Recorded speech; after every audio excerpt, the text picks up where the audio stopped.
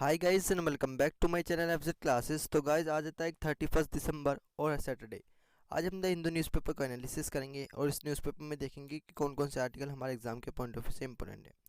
और अगर गाइस आपको इस न्यूज़पेपर का पीडीएफ चाहिए तो आप मेरा टेलीग्राम चैनल भी ज्वाइन कर सकते हैं, एफजेड क्लासेस हिंदू पीडीएफ। वहाँ से आपको डेली बेस पर इस न्यूज़पेपर का पीडीएफ मिल जाएगा। उसका लिंक मैं डिस्क्रिप्शन बॉक्स में डाल दूंगा। तो चलिए बिना टाइम वेस्ट करे वीडियो को शुरू कर लेते हैं। सबसे पहले जो शॉर्ट बॉक्स में आर्टिकल दिए गए हैं पहले उनको डिस्कस कर लेते हैं। तो अभी क्या हुआ है, सूकी जो कि म्यांमार की पहले पीएम देखने को मिलती थी, उन्हें अब उनकी जो जेल की टर्म है उसको 7 साल से और इंक्रीज़ कर दिया है, क्योंकि म्यांमार में आपको 2021 से मिलिट्री कूप देखने को मिलेगा। पहले इसका थोड़ा सा बैकग्राउंड पढ़ लेते हैं, तो इसका बैकग्राउंड थोड़ा सा जान लेते हैं पहले। तो म्यांमार की बात करें तो एक कोप को डिटेक्ट किया गया था म्यांमार में, जो कि ये 1 फरवरी 2021 से देखने को मिले था। मिलिट्री कूप वहाँ पर हो गया था, तख्ता पलट हो गया था मिलिट्री के द्वारा। When democratically elected members of the countries ruling party national league for democracy, तो यहाँ पर कौन सी गवर्नमेंट देखने को मिली थी, नेशनल लीग फॉर डेमोक्रेसी की, were deposed by the Tatmadaw's Myanmar military, तो म्यांमार मिलिट्री के द्वारा इनको डिपोस्ट कर दिया गया था। Which then vested power in a military junta, तो उस टाइम पे किस पर पावर आ गई थी, मिलिट्री जनता पे। Acting president methi shoe proclaimed a year long state of emergency, तो उस टाइम पे जब मिलिट्री कूप आ गया था तो वहाँ के जो प्रेसिडेंट हैं मिंत सू, उन्होंने घोषणा कर दी थी कि 1 साल की क्या रहेगी, स्टेट ऑफ इमरजेंसी रहेगी म्यांमार के अंदर। और उन्होंने डिक्लेयर की थी power had been transfer to commander in chief of defence service Min Aung healing को उन्होंने पावर को डिस्ट्रीब्यूट किया था। उन्होंने डिक्लेयर किया था result of November 2020 general elections invalid, और ये इस चीज़ को स्टेट किया था कि नए इलेक्शन होंगे at the end of the state of emergency. Coup detect occurred the day before the Parliament of Myanmar was due to swear in the members elected in 2020 election, thereby preventing this from occurring. President with Mint and State Councillor Aung San Suu Kyi were detained, तो president को भी detain कर लिया गया military के द्वारा, और वहाँ की जो प्रेसिडेंट प्राइम मिनिस्टर थी, स्टेट काउंसलर थी, उन्हें भी डिटेन कर लिया गया, उनके मिनिस्टर के साथ, उनके डिप्टीज़ के साथ और उनके मेंबर ऑफ पार्लियामेंट के साथ। 3 फरवरी 2021 की बात करें तो विन मिंत को चार्ज किया गया with branching campaign guidelines and कोविड-19 पैंडेमिक रिस्ट्रिक्शंस के under section 25 of the natural disaster management law. Aung San Suu Kyi को चार्ज किया गया ब्रेंसिंग इमरजेंसी कोविड-19 लॉस को लेकर, कि उन्होंने इलीगल इंपोर्टिंग की है और यूज़ किया उन्होंने रेडियो एंड कम्युनिकेशंस डिवाइसेस को, स्पेशली 6 आईकॉम डिवाइसेस को उन्होंने यूज़ किया है from her security team and walkie talkie की उन्होंने की है, विच वर रेस्ट्रिक्टेड, जो म्यांमार में आपको रेस्ट्रिक्टेड देखने को मिलेगी। और उन्होंने क्या किया है, उसको उनको क्लियर क्या करना होगा, इसका ज़रूरत है किस चीज़ की, मिलिट्री रिलेटेड एजेंसीज से जब उसे एक्विजिशन कर लिया जाए। Both were remanded in custody for 2 weeks, तो दोनों को उस टाइम पे 2 वीक के लिए कस्टडी के अंदर रखा गया था। ओंग सैन सू की ने रिसीव किया था एक additional criminal charge for violating the national disaster act on 16 February, two additional charge for violating communications laws and an intent to an incite public unrest in 1 March and another violating official secret act on 1 April. एज बात करें तो 29 मार्च 2022 की, तो at least 1719 civilians including children's मारे गए थे जनता के द्वारा, मतलब मिलिट्री के द्वारा, फोर्सेस एंड 9984 को अरेस्ट किया गया था। 3 प्रोमिनेंट एनएलडी मेंबर्स को भी पुलिस कस्टडी में लिया गया था मार्च 2021 के अंदर, एंड 4 प्रो डेमोक्रेसी एक्टिविस्ट को भी एक्सक्लूड किया गया था जनता के द्वारा इन जुलाई 2022 में। इसका बैकग्राउंड थोड़ा सा देखें तो म्यांमार को जैसे हम बर्मा भी बोलते हैं, तो has been beset with political instability हमेशा ही म्यांमार में देखने को मिली है। It was granted independence from the UK, और इसको कब इंडिपेंडेंस मिली थी, जब हमारे भारत को इंडिपेंडेंस मिली थी उसके 1 साल बाद जनवरी 1948 में। बिटवीन 1958 और 1960 मिलिट्री ने एक टेम्पररी फॉर्म की गई और केयर ट्रेकर गवर्नमेंट बनी। U Nu the country's democratically elected prime minister, democracy वहाँ पर देखने को मिली, डेमोक्रेसी देखने को मिली, इलेक्टेड प्राइम मिनिस्टर मतलब प्राइम मिनिस्टर इलेक्टेड हुए। उन्होंने रिजोल्व करी political infightings, military voluntarily resolve restored civilian government after holding the 1960 Burma's general election. Less than 2 years later the military seize power. उसके बाद क्या हुआ, 1962 में मिलिट्री कूप देखने को मिला, which under the leadership of a Ne Win's participated 26 years of in military. तो ज़्यादा क्या इनस्टेबिलिटी देखने को मिली है हमेशा से म्यांमार की पॉलिटिक्स में, हमेशा से म्यांमार की डेमोक्रेसी में इंस्टेबिलिटी देखने को मिली है, इस आर्टिकल में ये बताया। अब इस आर्टिकल में एक चीज़ हमें और बहुत इंपॉर्टेंट पढ़नी है, वो है मेंस के रिलेट से। तो मेंस से हमें क्या पढ़ना है, हमें पढ़ना है इंडिया और म्यांमार के रिलेशन। तो चलिए पहले थोड़ा सा इनके बारे में जान लेते हैं। इंडिया म्यांमार के रिलेशन को बात करते हैं तो इसको हम इंडियन बर्मनीज रिलेशन भी बोलते हैं और इंडियन म्यांमार रिलेशंस भी बोलते हैं। ये बायलैटरल रिलेशन है दोनों रिपब्लिक ऑफ इंडिया और Republic of union of Myanmar के। ये रिलेशन कंपेयर करते हैं political, economic and social cultural relations जो एग्जिस्ट करते हैं दोनों नेबरिंग एशियन कंट्रीज़ की। मतलब आपको म्यांमार का देखने को मिलेगा, एक इंडिया का नेबरिंग कंट्री देखने को मिलेगा। पॉलिटिकल रिलेशंस हैव इम्प्रूव्ड, इनके पॉलिटिकल रिलेशन इम्प्रूव हुए हैं 1993 से अगर बात करें। ओवरकमिंग टेंशंस जो देखने को मिली हैं सबसे ज़्यादा म्यांमार और इंडिया के बीच में, वो है drug traffickings, suppression of in democracy and the rule of military junta in Myanmar, जिसकी अभी हमने बात की थी। पॉलिटिकल लीडर्स दोनों साइड से रेगुलरली मिलते रहते हैं बायलैटरल बेसिस पर। ASEAN+6 कम्युनिटी में कम economic relation are considerable with India representing Myanmar's fourth largest export. तो इंडिया का सबसे फोर्थ लार्जेस्ट एक्सपोर्टर कौन देखने को मिलेगा, Myanmar. And the country's fifth largest import partner भी देखने को मिलेगा म्यांमार।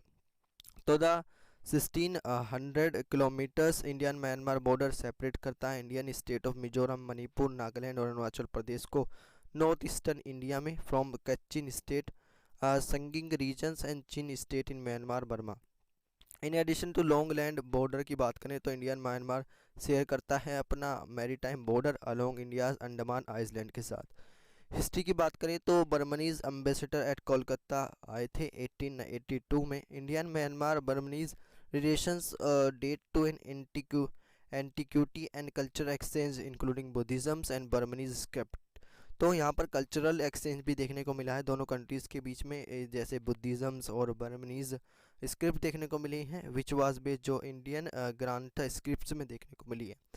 पार्टिकुलर बात करें तो Theravada Buddhism's tremendously influence Burmese society and culture for millennium with around 19% of Burma populations जो फॉलो करती है हमेशा से ही इस रिलीजन्स को, बुद्धिज़्म्स को।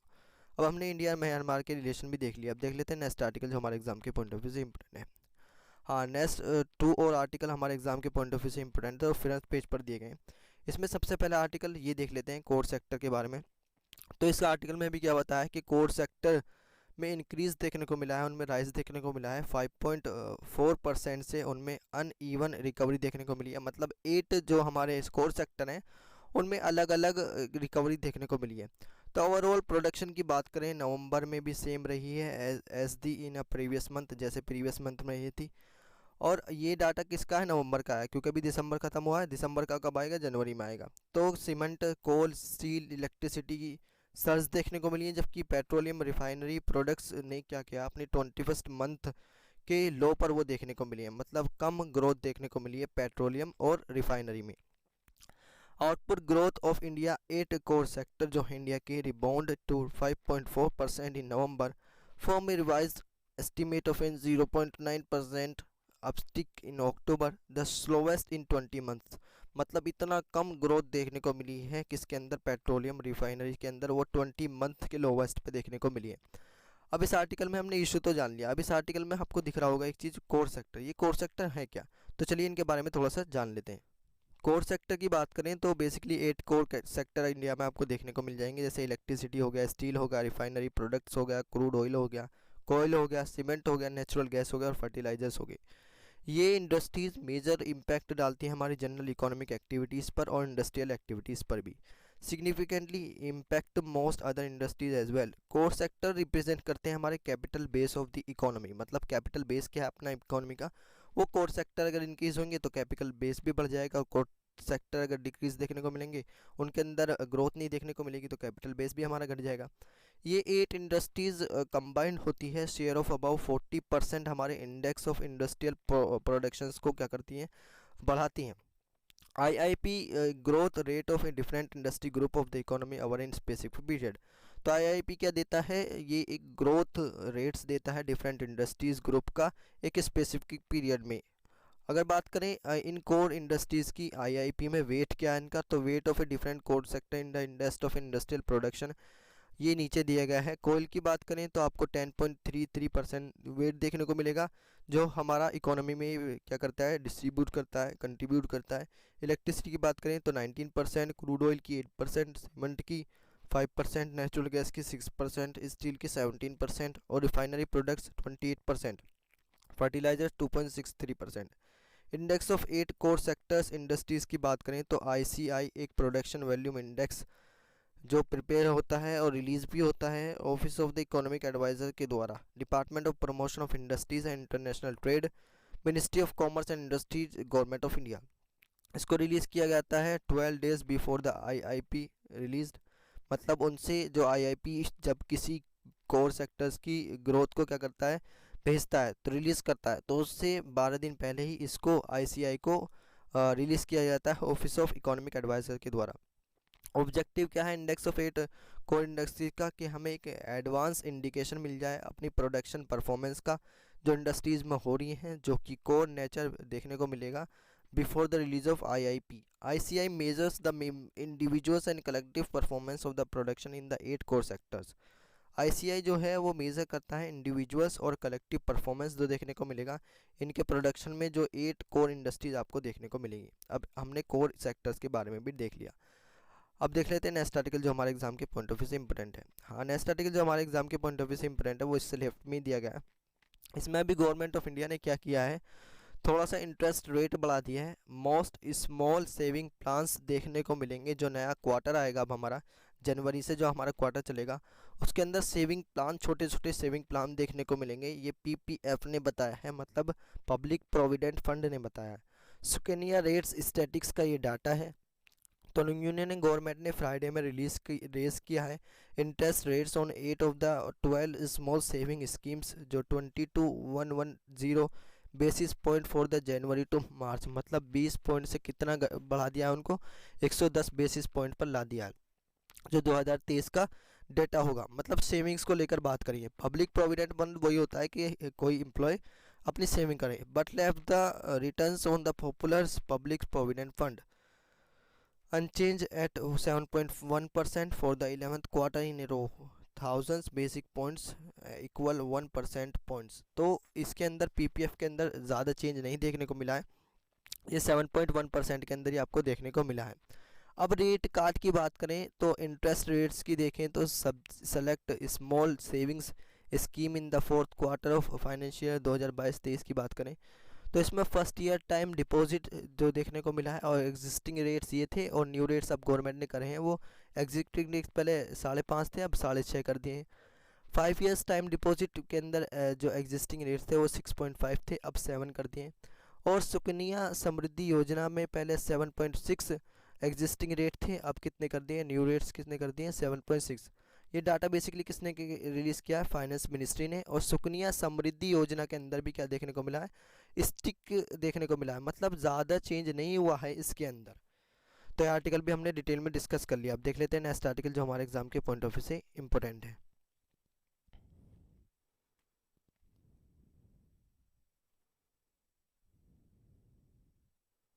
हाँ, नेक्स्ट आर्टिकल जो हमारे एग्जाम के पॉइंट ऑफ व्यू से इंपॉर्टेंट है वो बेसिकली एडिटोरियल है, वो 6 पेज पर दिए गए हैं।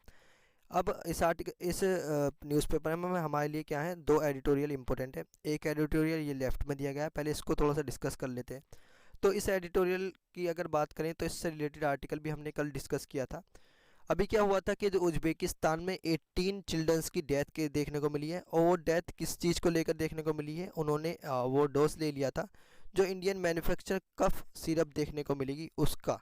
Not taking corrective measure is what undermines trust in Indian pharma, मतलब उन्होंने करेक्टिव मेजर भी नहीं लिए और उसको इंडियन फार्मा पर भरोसा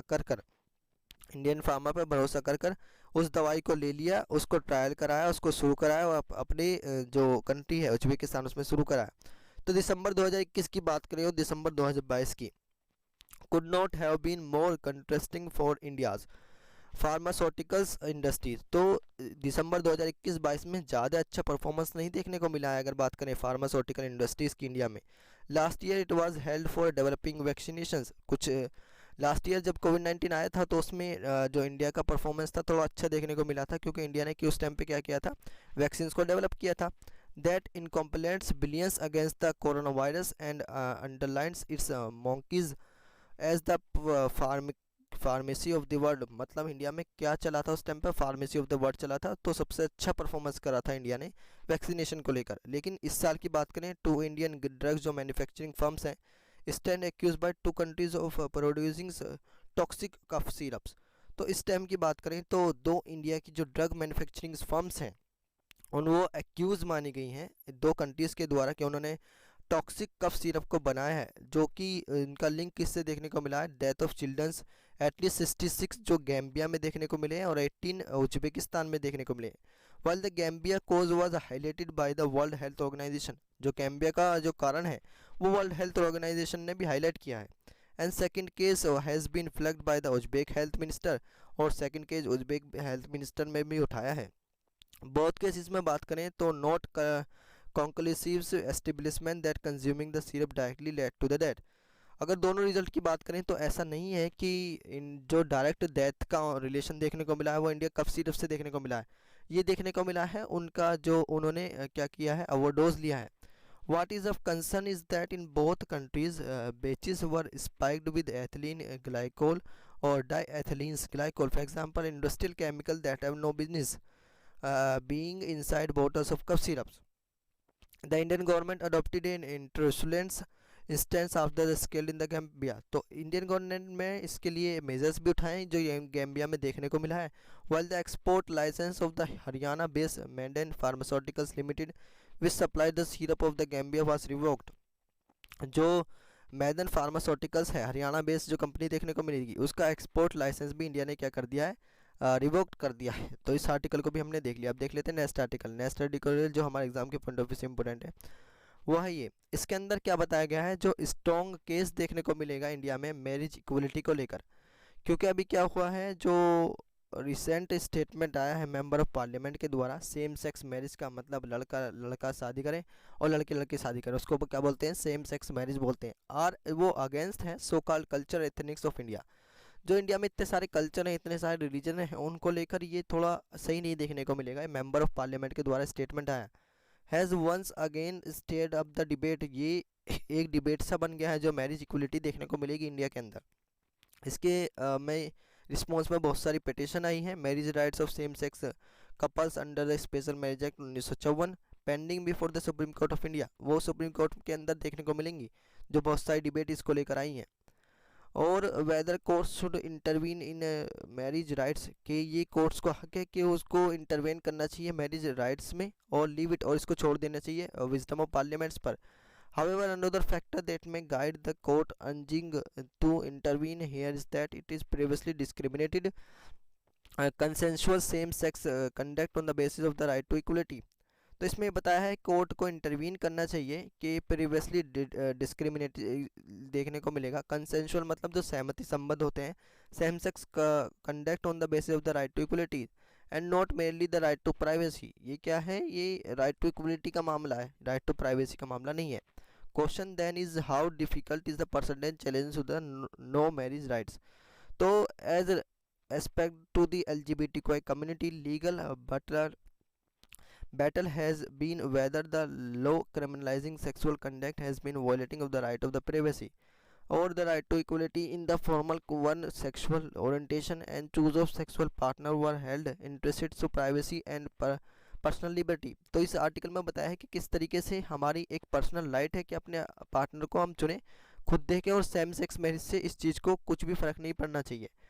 कंपैरेटिव लॉ की बात करें तो European court of in human rights की बात करें तो डूरजियान्स वर्सेस यूके 1981 में struck down the offence of a buggery Northern Ireland. ये एक वॉयलेशन था देखने को मिला था इस आर्टिकल को लेकर। अगर यूरोपियन यूनियन की बात करें या यूके की बात करें, अब इस आर्टिकल को भी हमने डिटेल में डिस्कस कर लिया। अब देख लेते हैं नेक्स्ट आर्टिकल जो हमारे एग्जाम के पॉइंट ऑफ व्यू से इंपॉर्टेंट है।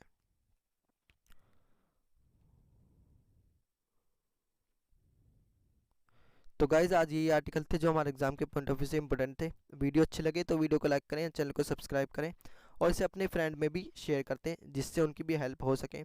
और आप कमेंट करके बता सकते हैं कि इस न्यूज़पेपर में और क्या क्या ऐड किया जा सकता है। PYQ, इंडियन एक्सप्रेस के आर्टिकल ऐड किया जा सकते हैं, तो आप सजेस्ट कर सकते हैं। तो चलिए मिलते हैं नेक्स्ट वीडियो में, तब तक के लिए थैंक यू, जय Hind and never give up.